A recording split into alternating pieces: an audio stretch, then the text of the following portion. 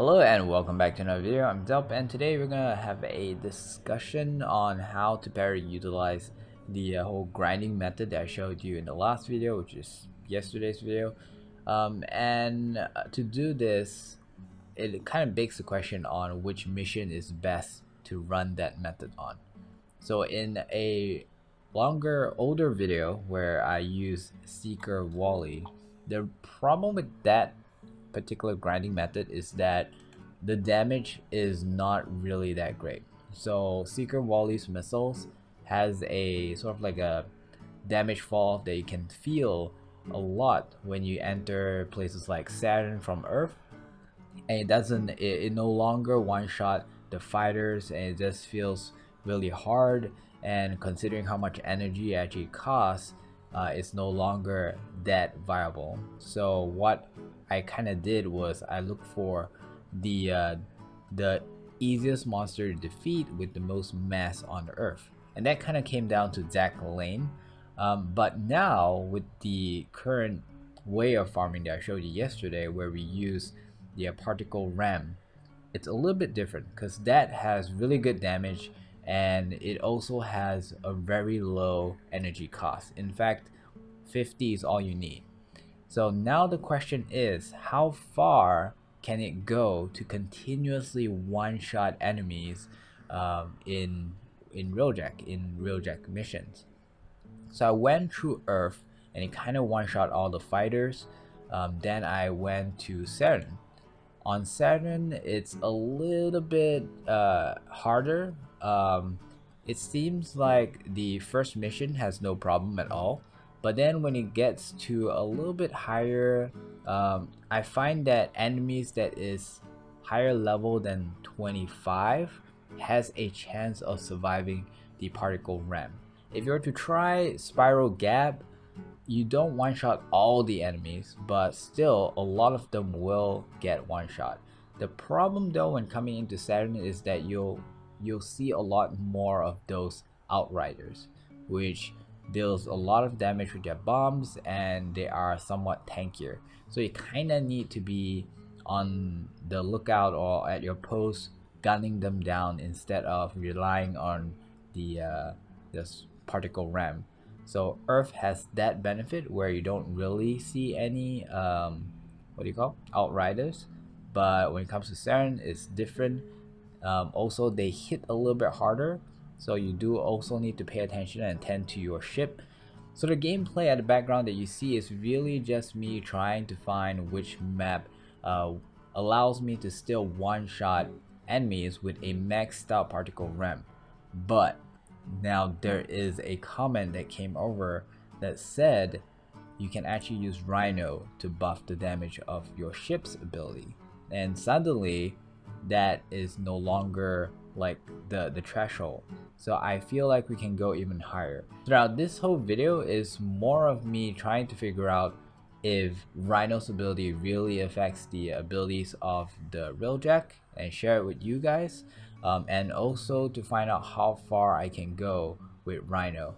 The problem is I'm not going to max out my Rhino in terms of power strength, simply because it loses out in certain things like duration, which will also affect whether or not you get to have that buff longer, and I guess in terms of survivability as well. So if I were to just really quickly come over here and show you my build, I don't know, let me know how I can improve on this build, but currently my power strength is 268, which is pretty high already.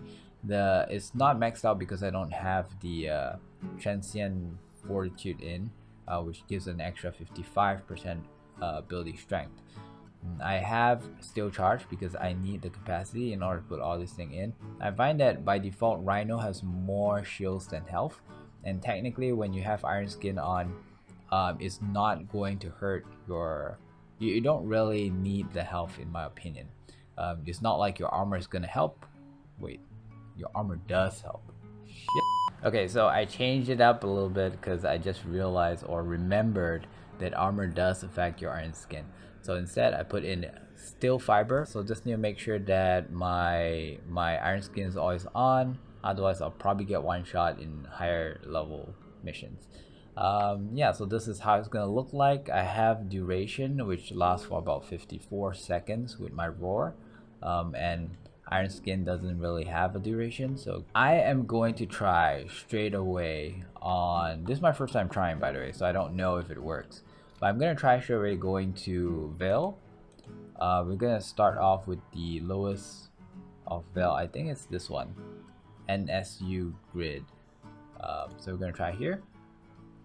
So by right, at this point, I shouldn't be able to one-shot enemies with Ram, but if Rhino's buff really does increase the damage of oof, I just realized I don't have energy. There you go. Okay, so let's see if it works. Oh, I can't use it when I'm... There you go. It'd be so cool if duration doesn't matter. So I turned it on, I turned my raw on, then I came in and turned on the particle ram. So I don't know if the particle ram is actually affected, or do I need to do it the other way around?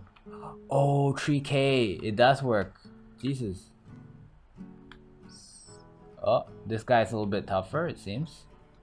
But still, you can see the damage is 3k. A maxed out particle ram does about 1.5k. So it definitely helps. Definitely, unless the value is lying. But wow. Oh, we got a Zakti termite.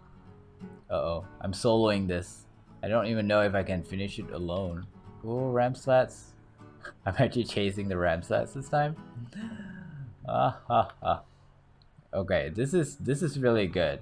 So Rhino is like becoming, I don't know, in theory, if you use abilities, they say it also works with guns.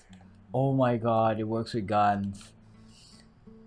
So yeah, I guess Rhino right now currently is probably the best frame to be using in, I don't know, in Railjack, simply because of the buff. Is my buff over yet? I think it's over. I just realized how good I look before, and then the moment I use my iron skin, I look really weird.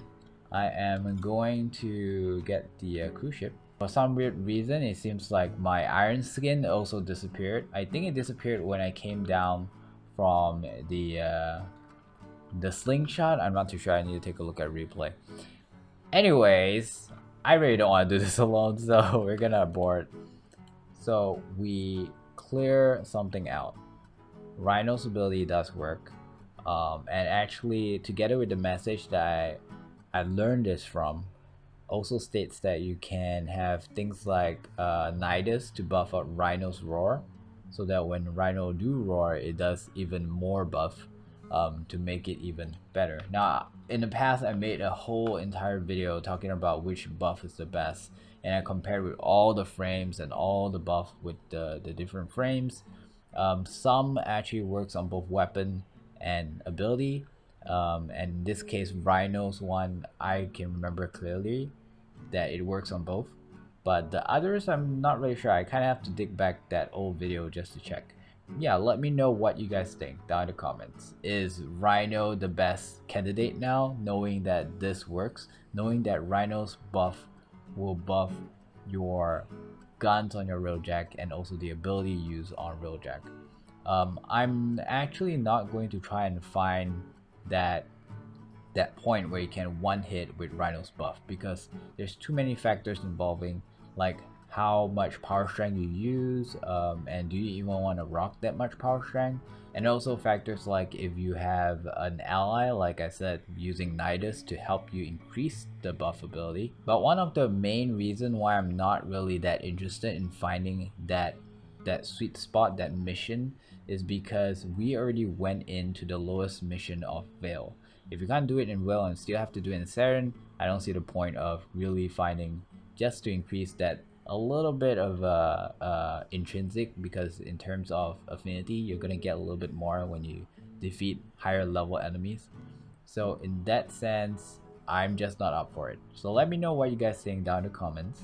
I would really like to know if you guys think that this will be potentially patched, because I don't think that it's meant to be worked this way, because otherwise everyone's just gonna be playing a Rhino. Also, let me know whatever that you find interesting down in the comments. I will try it out, I'll credit you, and I'll be sharing it. Now this whole video thing is a sharing session. It's not in any way, don't take it like a guide, because I don't have the time to be doing intensive research like I did long ago, where I only put up 1 or 2 videos a week and I spend days, sometimes even week, just to explore one specific aspect of a certain mechanic.